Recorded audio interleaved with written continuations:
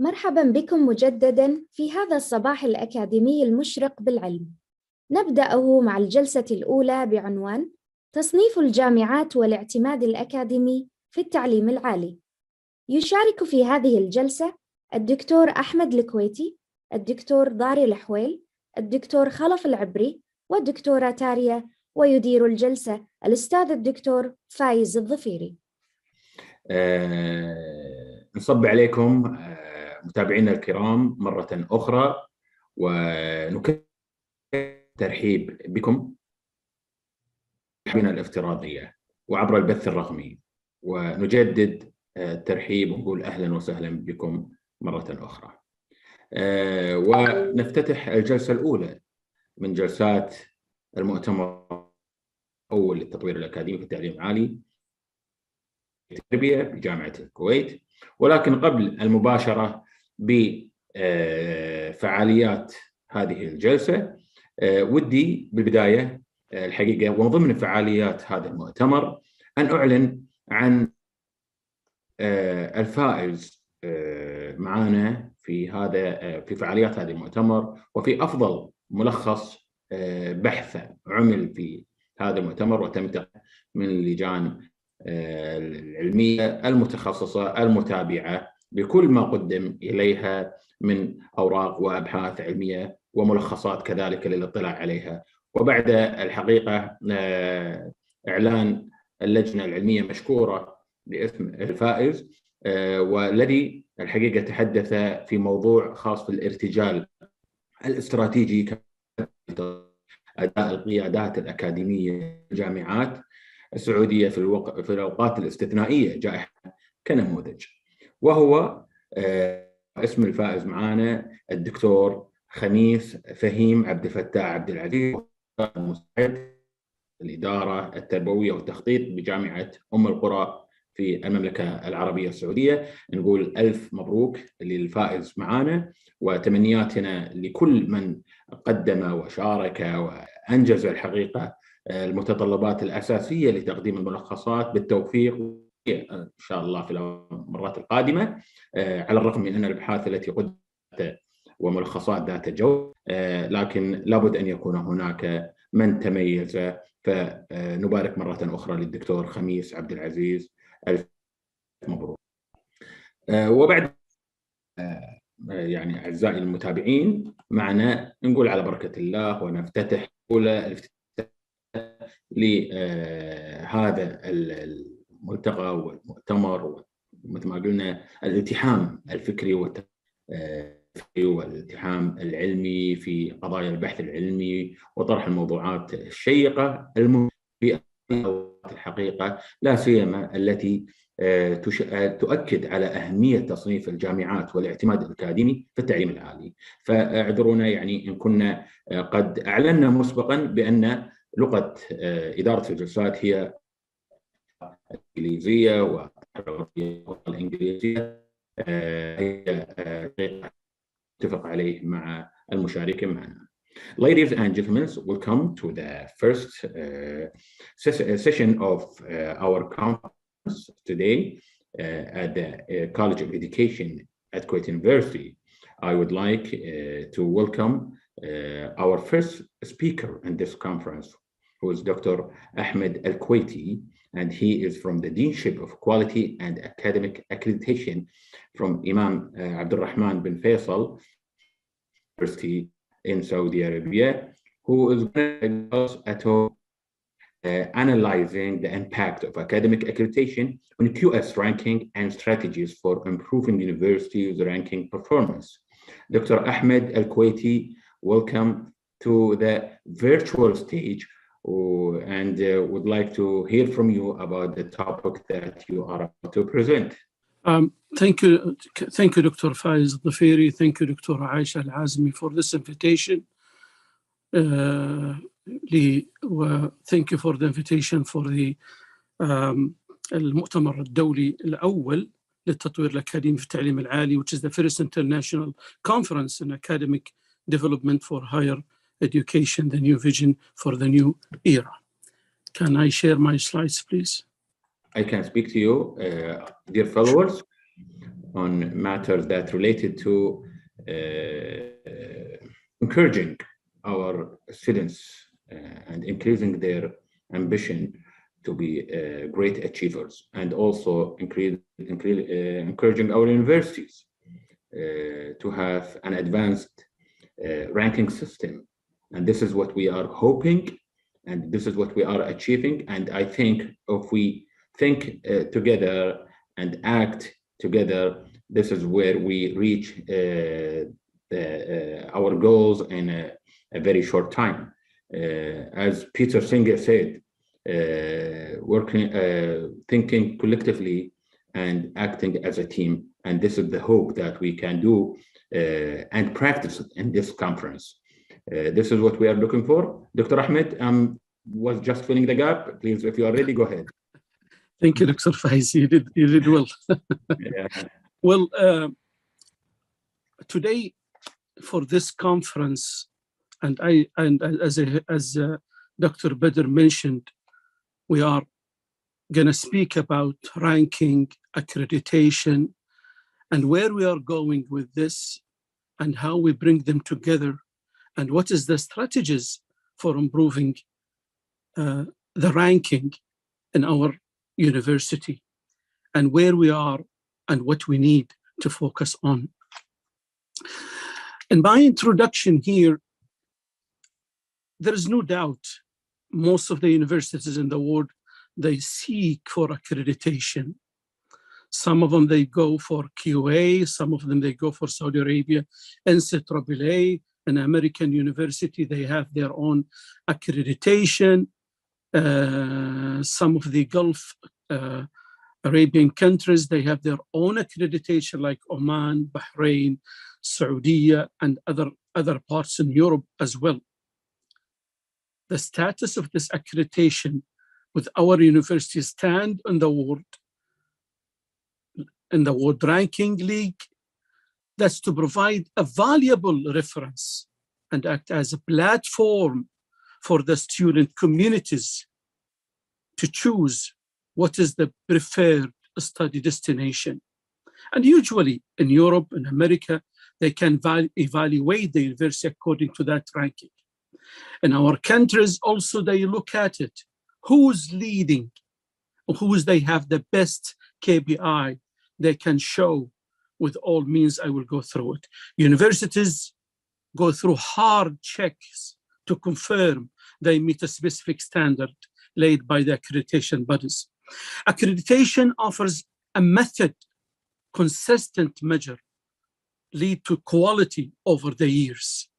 Accreditation, let's be realistic, provide a status quo for universities, while ranking companies or agencies provide comparable data based on a specific indicators.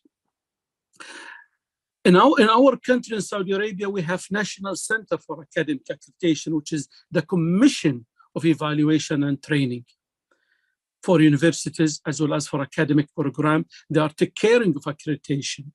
During the accreditation, there is a set of key performance indicator has to monitor at the level of the program and the institution, and all the accreditation agencies in the world, they have the same with different KPI according to the culture where they are.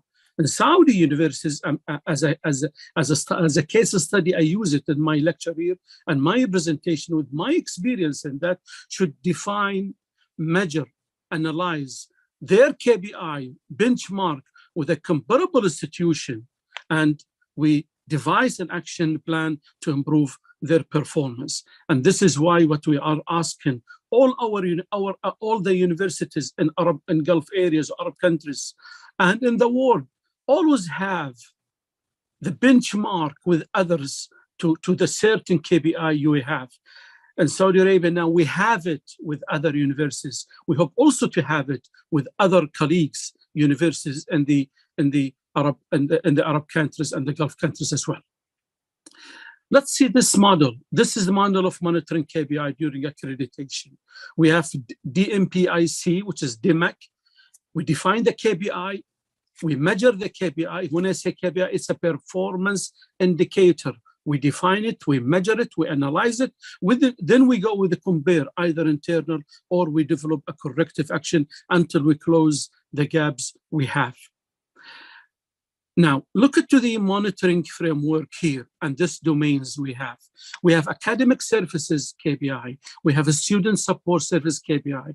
We have administrative services KPI. And we have research community KPI. And every domains we have, there is a certain KPI we can do benchmark with it, either for a student or for research or for academic or for administrative.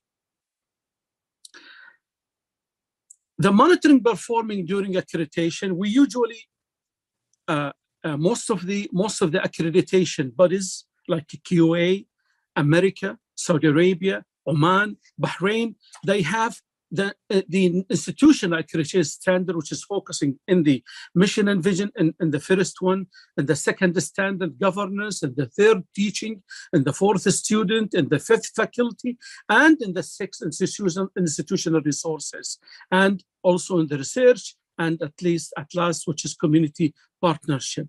Each these of a standard, they have a certain KPI within the certain domains. In Saudi Arabia, we have NCAA 23 KPI. We benchmark with others, and we have 17 as a subject KPI as well, which is every program they have also KPI. Now, with this introduction, where are we with the QS with this? Performance monitoring during accreditation journey, QS ranking also offers methodical assessment of key areas of universities, ultimately providing potential students expert advice to be aligned with the other chosen path. QS Arab ranking uses several indicators, several KPI, and they have weightage in this, like academic reputation 30%, employer 20%, faculty student ratio 15%, international research network 10%, web impact 5%, proportion of staff 5%, for a PhD, of course, citation per paper 5%, paper per faculty 5%, and we have 2.5 for proportion international faculty and the proportion of international student. For IU accreditation, this is the case study what we are using in Imam Abdul Rahman. We get full accreditation from NCAA, and now we have re-accreditation in 2022. And we have a good position with the QS world and a good position with the QS Arab region. And we are optimistic to be more in that. But as a model, I'm going to introduce it today. I think we need to work every year to improve our indicator according to what I noted. We are expecting to move to 300 or 19 within 2 or 3 years, but it needs a lot of works with indicators. What are we going to do with that? How this impact of accreditation or ranking performance, and that will affect our experience. On exploration of the fact, we found most of the Saudi universities and the Gulf countries with accreditation, either NCAA or the QA, they have a position. We found that they have a position with the QS. Without accreditation or conditionally, they have a really difficulty to get a good ranking with the QS or with others. Because, as I said, you have a certain KPI. If you are working on it, you will improve the accreditation and you will improve the QI. It is warranted to review the relationship between academic accreditation and university ranking. We analyze the impact of academic accreditation for our university on its QS Arab region ranking status during post-accreditation period, and propose strategies for it to improve university ranking performance. Let's see this model. Establishment of quality management, this is the root. fulfilling the requirement of accreditation bodies, and you're prepared for an institutional accreditation, this is the main stem. The fruit, you will get the leaves within the accreditation and the fruit with the ranking status. I think this is the picture and this is the model. What I want everyone think of that, how we improve our ranking if we don't have a good accreditation system. Now, let's see the mapping of performance indicators. We have NCAA, which is the Saudi accreditation KBI, versus QS Arab region ranking. If you see the analysis within the academic reputation #1, measure using global survey of accreditation. And on the other side, within NCAA, there is a survey, as we call it, academic job satisfaction, which has helped us with that. Also within employer reputation, based on a global survey of student employees, we have employer satisfaction surveys global item scale. And faculty student, a simple measure of the number of academic staff employed relative to the number of students enrolled. On the other side, we have a student teaching staff ratio. Staff with PhD, within the QS Arab region indicators, you have the indicator attempt to assess the quality of a training of the academic staff, detecting the proportion of them that have reached the highest level. And the other side, we have the proportion of teaching staff. Within the ranking 5, citation ratio measured the average number of citation, and the other side, citation rate in a free journal. See how it's important to have accreditation to enhance your ranking. This is very important. If you want to start with ranking, start with accrediting the university first. Also, let's continue mapping. Paper per faculty, the indicator measure relates to the number of papers. And the other side, rate of published research paper faculty. International Research Network, this indicator assess the degree of international in terms of research allocation. Also, we have it in standard 7 number of collaborative research project. Also with the international faculty, the same. Also with international student, also with the web impact, which is based on the web metrics ranking indicators, which is collected by Web Metric Agency and an exclusive requirement for a QS ranking system. Okay, this is Dr. Ahmed, sorry for interrupting, but we have 1 minute left. Sure. This is just to show you the faculty student ratio, how it's improving, and also within PhD qualification, how it's improving within the accreditation in both sides. Also in the academic reputation, I just show you the tabulation, how it's going to be. Within the ranking, we get a position and the lean in that with regard to academic reputation as measured the QS, and is maintained at a steady pace in the last 3 academic years. Also, employer reputation, also the citation for research paper. Look at for citation paper, look at the accreditation, the KBI, and the citation within the ranking position with regard to the number of citation per paper based by faculty who published in the Scopus Index. Now, and also this is the research paper per faculty, international faculty. This is a huge comparison we did for analysis to make sure we are on the right track. What I want to say, the strategies, what I am proposing today for improving, if you give me 1 minute, this is very important.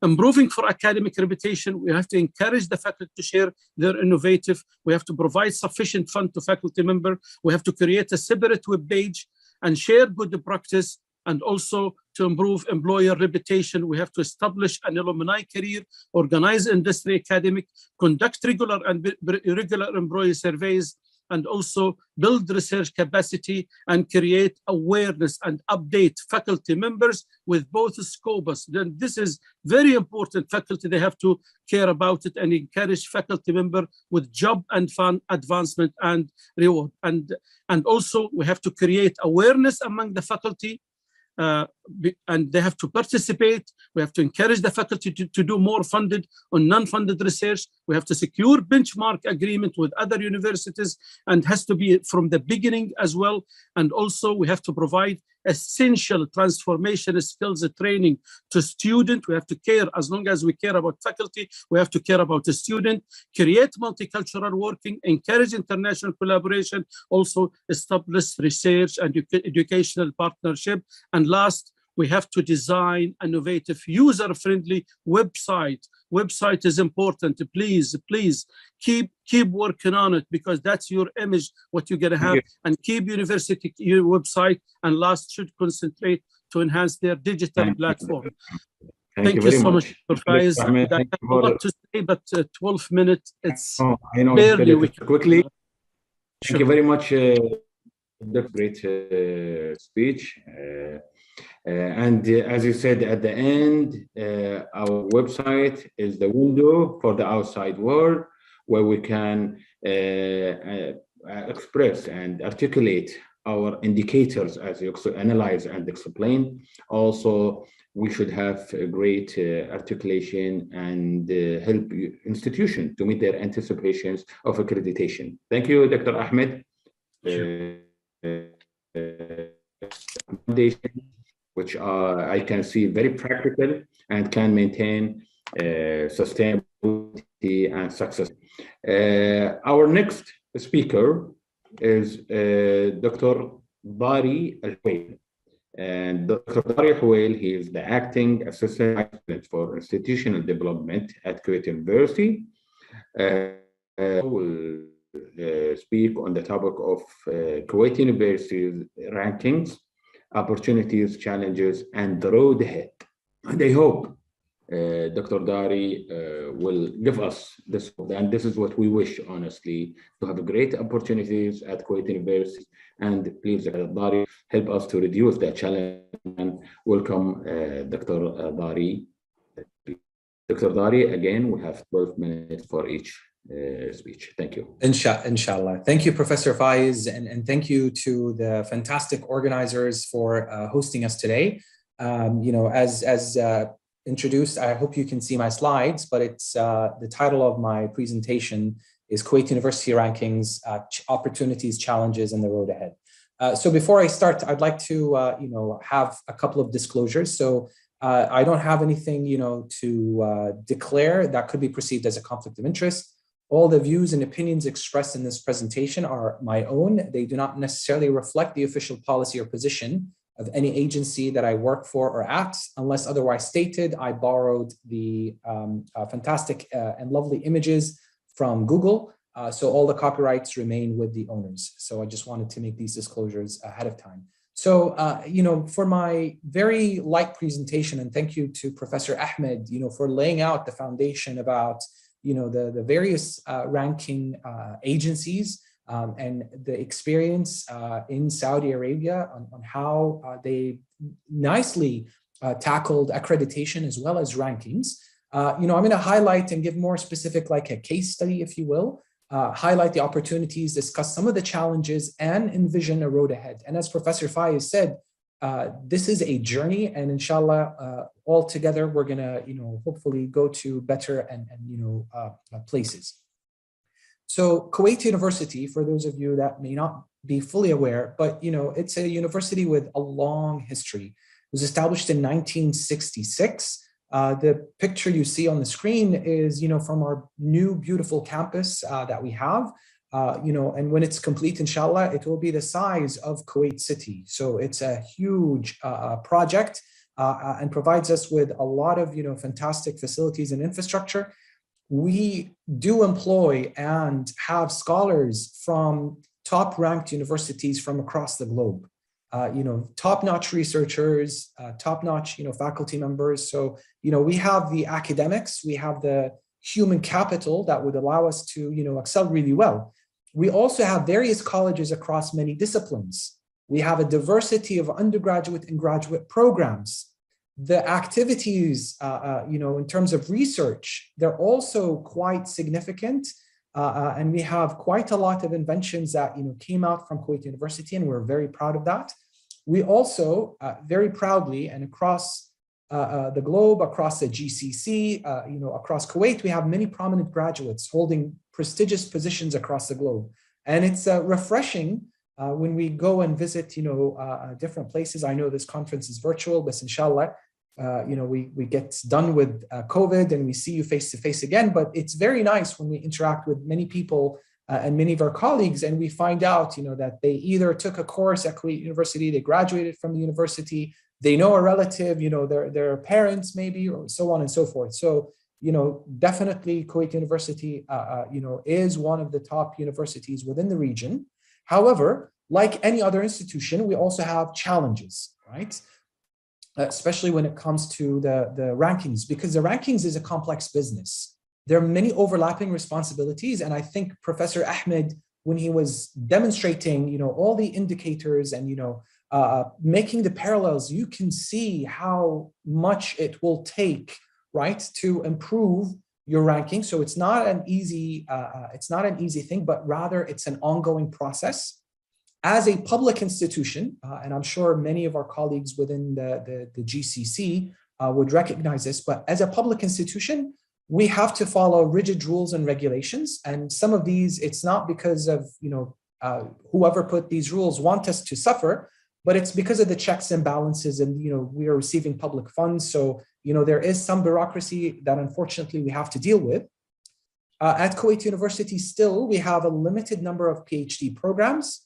We're seeing an improvement in that, but, nonetheless, this is a challenge because PhD programs, more specifically, we have graduate students that would stay there for a longer period of time. They would publish a lot with their faculty members. There are inventions that come out, so and hence improve the ranking. But inshallah, we're being optimistic.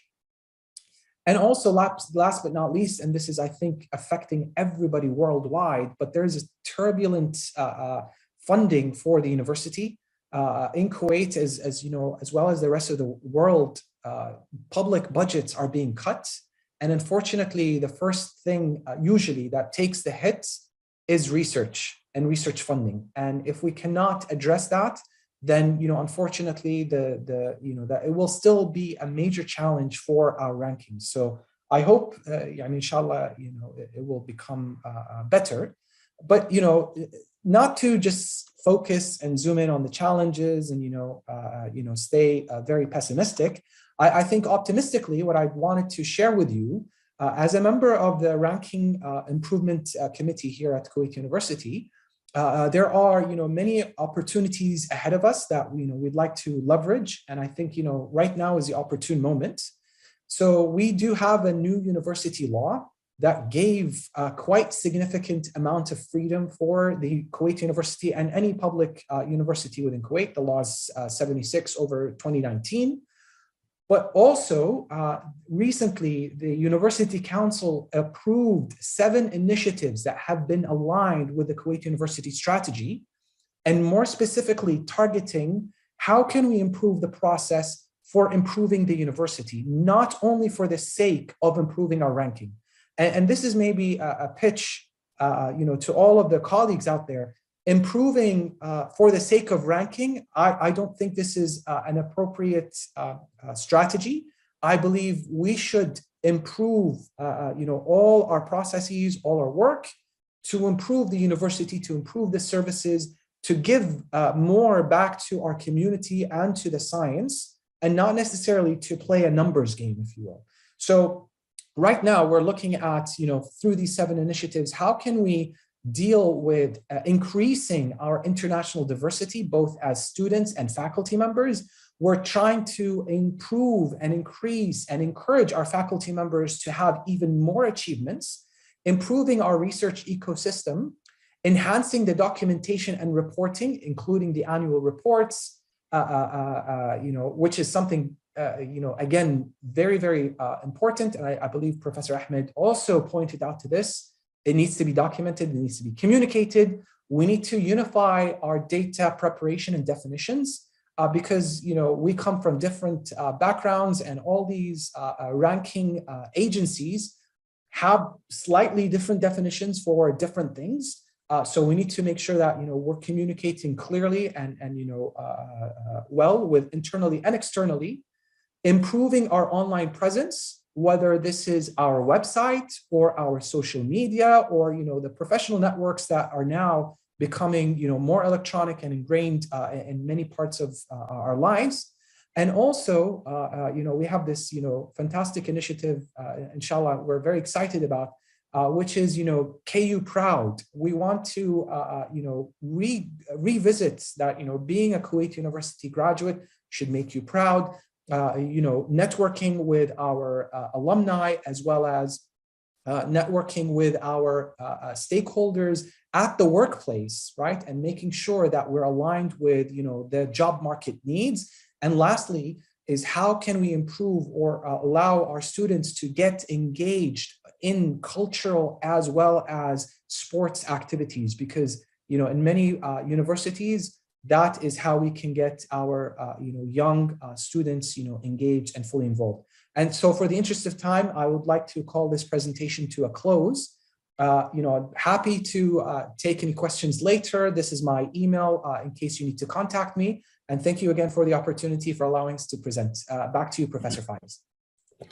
Thank you, Dr. Dari, for your great presentation. And we are proud, honestly, and we want to be always proud of Kuwait universities and its capabilities and the existence and the availability of faculty members like you, Dr. Dari, to help in enhancing and achieving our goal, increasing our opportunities, and really hitting the road ahead to be advancedly ranked. Thank you, Dr. Dari, again for your great presentation. Our next speaker is Dr. Khalaf Marhoon Al-Abri, and he is from the College of Education at Sultan Qaboos University. Dr. Khalaf will speak about university global ranking and their challenges to Arab Gulf state universities. The case of Sultan Qaboos University. Dr. Khalaf, welcome to our and please, if you are available. Thank you, Dr. Faiz, and thank you for Kuwait University and the Educational Development Center, led by Dr. Aisha and the team at the College of Education for arranging this really interesting conference to target higher education, which is somehow, I feel, neglected in the region. So today my speech will be about the university global rankings and their challenges to the GCC universities. And I'm looking at Sultan Qaboos University as a case study here. The presentation will be like this. There will be a background about university rankings, setting the GCC context and the universities in the GCC, talking about the current study I'm leading currently, some results and recommendations. And I'm really happy to see now, the GCC countries, focusing on ranking, but this should be, taken into consideration, the difficulties and the challenges and the disadvantages of university ranking, as Dr. Dari and before Prof. Ahmed mentioned a lot of challenges faced. First of all, to talk about university ranking, we have to understand that rankings of universities started, initially at a national level.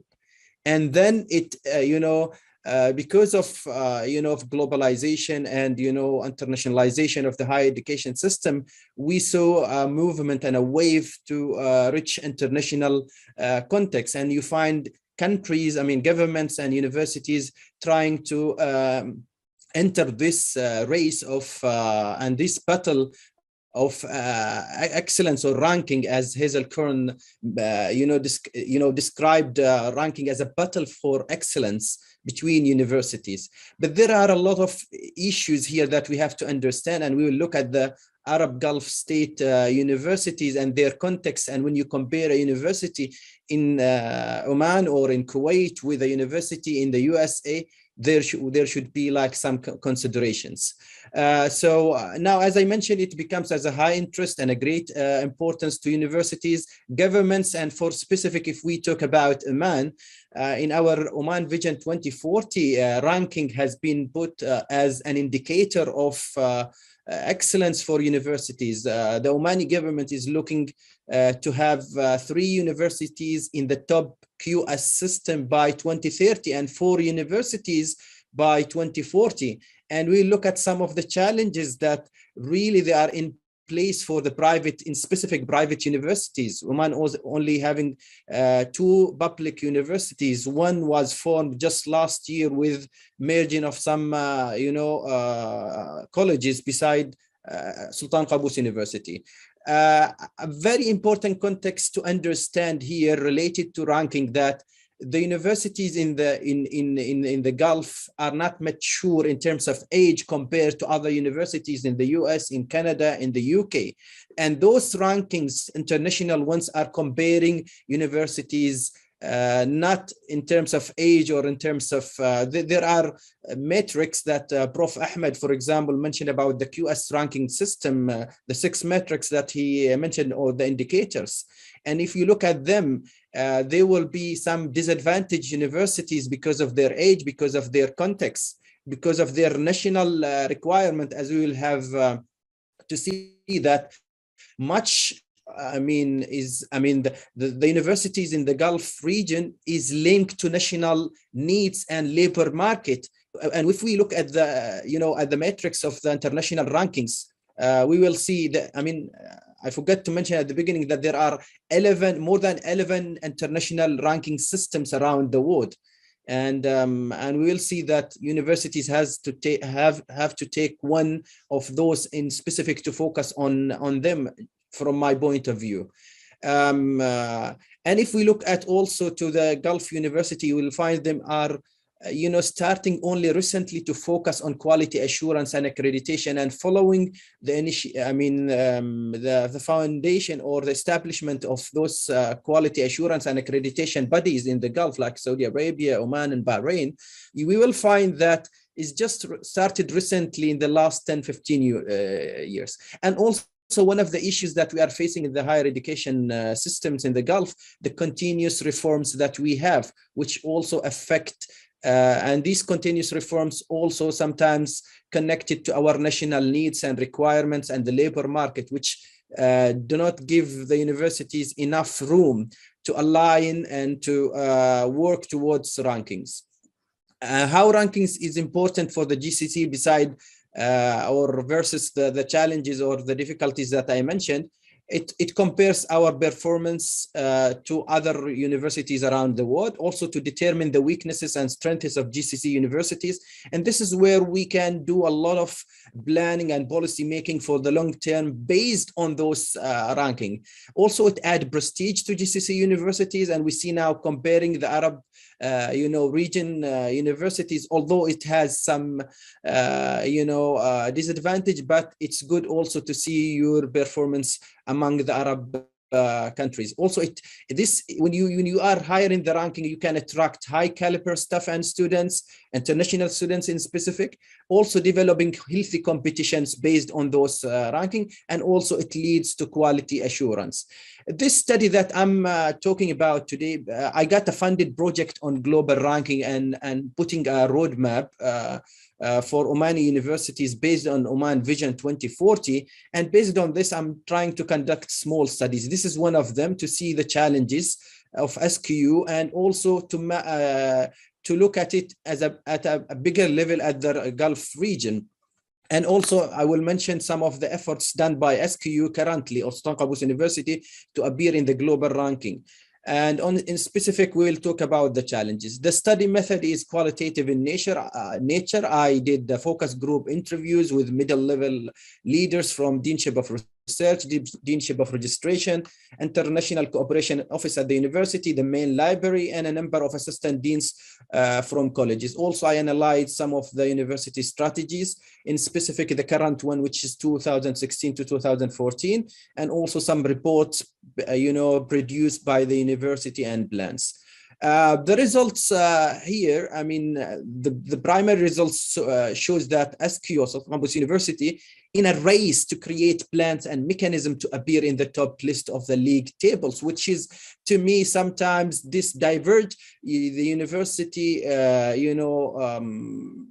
university from certain priorities for the national needs and also for the region.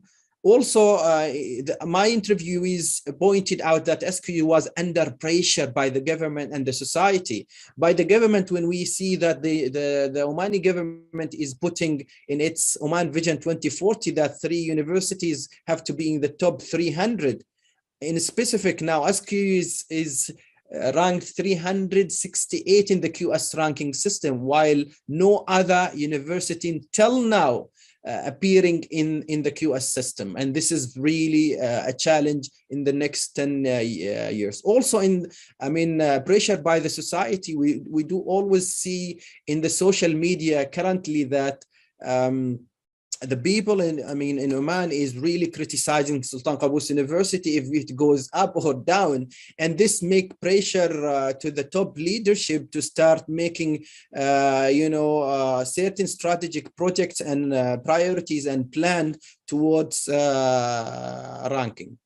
So the campaign, the wide campaign that SQ done is trying to collect data now regularly and frequently from entities within SQ, from the different colleges, centers, deanships, annual data collection process, also affiliation audit for all academics, because at SQ we have staff not only Omanis but faculty from around the world, and in specific in the Arab world, where they are putting their original affiliation, which cause a lot of issues for appearing in the in the databases. Also, we are using Cyval as a database for collecting data about our faculty. We have a research database program like Pure Experts, which the university is trying to push every faculty to enter their data and their publication. The academic reputation exercise, the employer reputation exercise, which is really linked to the QS ranking system. Utilization of best practices worldwide. We are trying also to see what other universities in the region and globally, and we do benchmarking. Also, all SQ staff were required to set up their profiles on research databases like Google Scholar, Scopus, ResearchGate. And if you are applying for promotion, if you don't put this, it will not fly. Also building a team to deal with SQ ranking. And this is a very important to train your staff. Sometimes it's more of techniques, how to collect data and how to work with it. As Dr. Zari and Dr. Ahmed before mentioned, we have a decline in terms of research funding. The country is facing a lot of issues financially. So because we are a government and a public university, this is affect our funding for research, even for employment. And Dr. Zari said there is bureaucracy. And I would say here also universities, and specifically the public ones, are a political tool in the hand of governments in the region. And this is where you are not independent or autonomous to do whatever you want. So today, if we decide not to rank, it's not our choice as a university, but this is really put in the framework of how the government wants this university to go ahead. Also, we have a problem of that is mentioned by the interviewees, publications in Arabic. Like if you look at the College of Law, College of Education, College of Arts, Social Sciences, all these colleges, there are huge publications, but in Arabic, and those Arabic journals are not indexed in the databases, used by those ranking. I'm fast, Dr. Faiz, I will finish just in 2 minutes, hopefully. Also, the impact of scientific publications. Publishing is, in terms of quantity, is good, and quality, but those are not appearing in indexed, journals. Also, the branding issue that Dr. Dhafar mentioned, proud to be a faculty in Kuwait University, proud to be students. We have to work on this. And this is really not only for ranking, but it's very important. Recruiting international students. We have a big issue here at Sultan Qaboos University. And I think it's similar because it's a public university. We have an issue of visas, issuing visa, accommodation, public transport. The pull off and pull factors, it's really some recommendation out of this study from my point of view is to focus on one specific ranking system. And in Oman, we are using the QS ranking system. A steering committee has to be headed by the top leadership focusing on ranking. There should be kind of, meetings every month, a dedicated governance body. I mean, there should be in the structure now of universities, a department, a center to deal with ranking. Should be marked very high in the agenda and strategies, although there are disadvantages, and I agree with the literature, the international literature in terms of this, but this is what our governments want, and this is what, if we are trying to improve our quality, also we can link it, as Dr. Ahmed before, link it to accreditation. Consultancy services on how to improve ranking with a specific ranking system that the university is focusing on. Participation in conferences and seminars really related to ranking. Inviting experts on ranking to the university. Sending staff to visit some university. And this is the team that I mentioned that will be specialized on ranking. Benchmarking with other universities on the same age, on the same level, and how they are doing. If we want just, for example, to rank, to benchmark SQ with Kuwait University or Imam Faisal, or which any university appearing now in the ranking, this will help a lot. We have to work as a collective building team on data collection, processing, researching issues of ranking. And this is very important for somebody like us, specialized in higher education systems, that there are certain issues that could be solved through research. And this is why now in Oman, I got a funded project on ranking just to final thought, just based on the SQ case, it's very crucial for the region's university to create a system and governance structure to evaluate and monitor their progress in terms of ranking. Also, the universities are suggested to diagnose and analyze the strengths, weaknesses, opportunities, and threats to meet the global ranking requirements. Also, this paper recognized the importance of developing a comprehensive awareness and understanding among stakeholders of global ranking and its impact on quality assurance. It's highly recommended that universities should develop a roadmap, and this is linked to Dr. Dari's presentation before. That's true. Thank you very much, and thank you, Dr. Khalaf. Thank you, Dr. Khalaf, and I think this is the final thought that we're really looking ahead, because again, we really need to look ahead and go ahead also, and to need to change our practices to change our results. Because if we do what always we have done, we will get what always we have gotten. And this is why we need to really explore our institutional capability to push the boundaries to have successful institutions, and really, again, highly ranked institutions. Thank you again, Dr. Khalaf. Your thoughts, your recommendation, very practical, and I have myself gained from this presentation, as well as other speakers like Dr. Ahmed and Dr. Dari. Our next speaker, dear followers, is Dr. Tarjay Turner, if I pronounce it correctly. She is from University of Helsingin at the Faculty of Educational Sciences. Dr. Tarjay will speak on the topic of enhancing pedagogical expertise as part of the academic development. Dr. Tarjay, welcome to the virtual stage again, and please go ahead and introduce your topic to us. Yes, thank you very much, and thank you for opportunity to speak here today.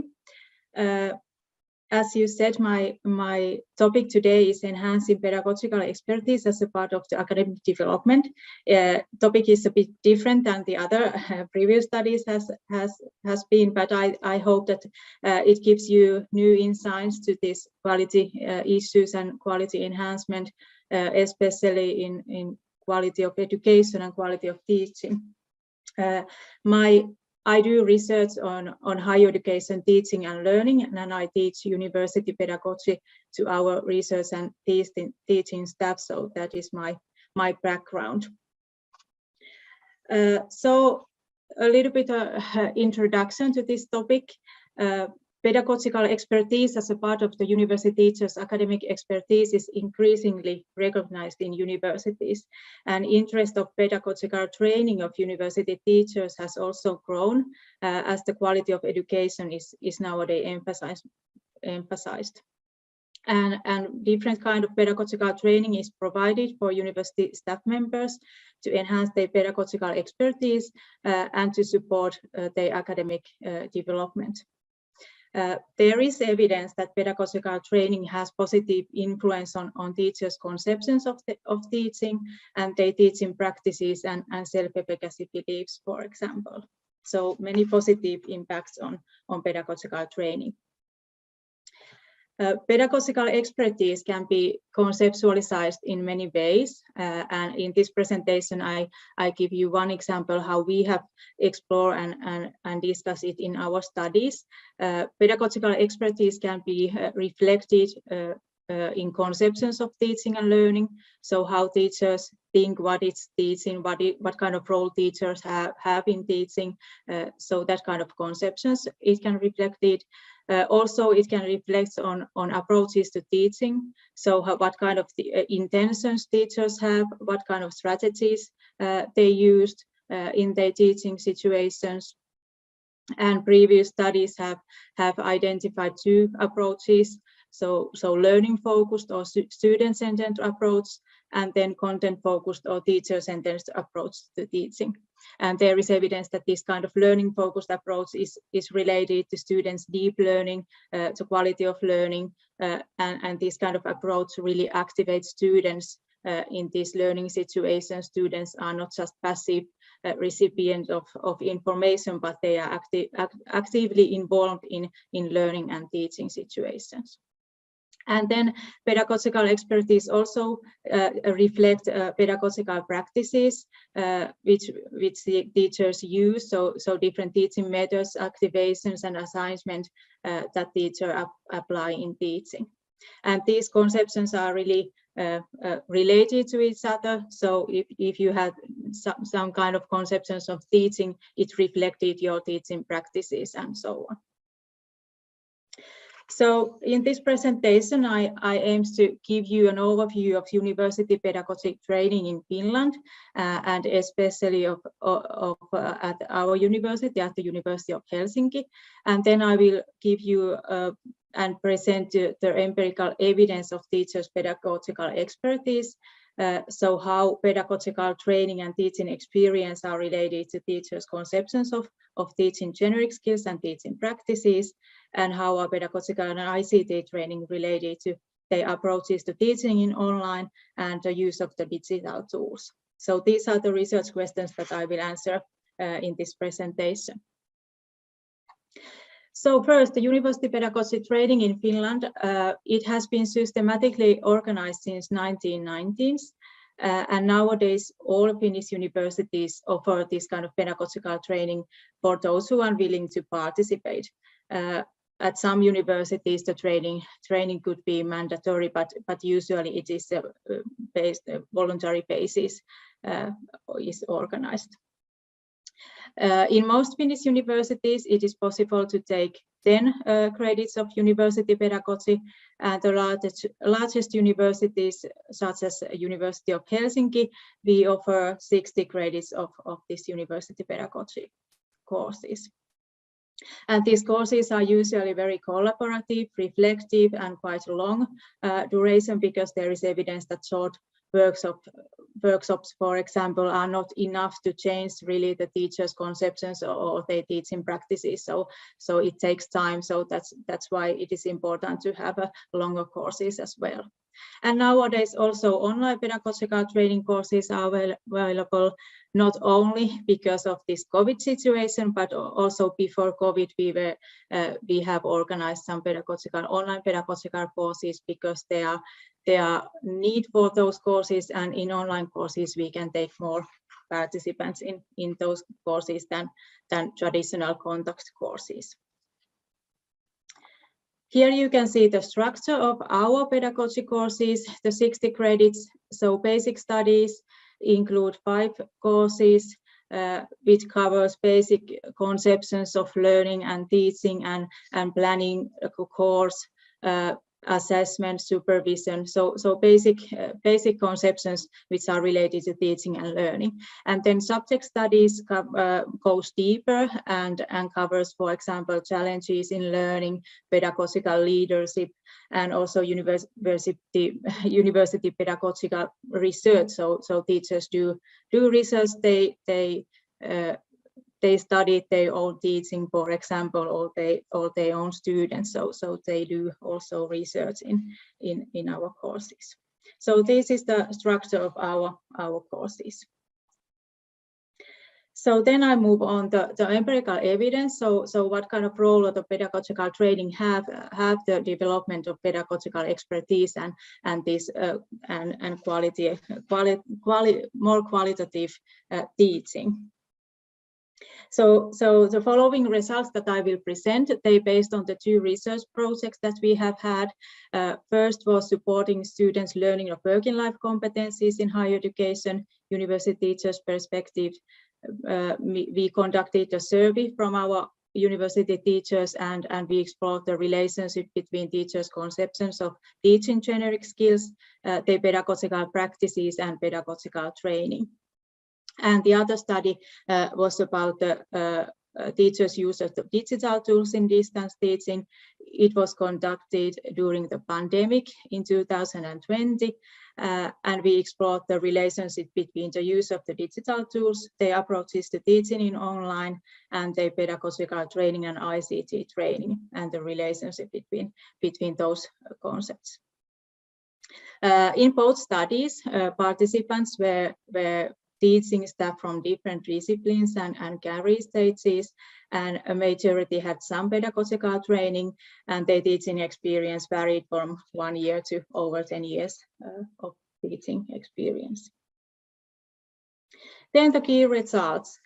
We found that pedagogical training was related to their pedagogical expertise, so that the pedagogical training was related to many things that we explored. First of all, it was related to these conceptions of teaching generic skills. So generic skills, I mean skills like critical thinking skills, collaboration, communication skills. So these kind of skills which are very much emphasized nowadays, and they are also key aims of the university education. They are very much needed in working life, and at the same time, there is evidence that students are not developed these kind of competencies enough in university education. So there is need to integrate these kind of skills also in university teachers. And we found that teachers who had more than 25 credits of pedagogical training, they had higher scores on the conceptions that these kind of skills can be integrated to the courses and by participating in different projects. Comparing the teachers who had no pedagogical training, they think that these skills can be better learned in separate courses, and they didn't see that they have role in teaching these kind of skills. So the pedagogical training really, the teachers have really different conceptions of how they think that these skills can be developed. Pedagogical training was also related to pedagogical practices that teachers apply in their teaching.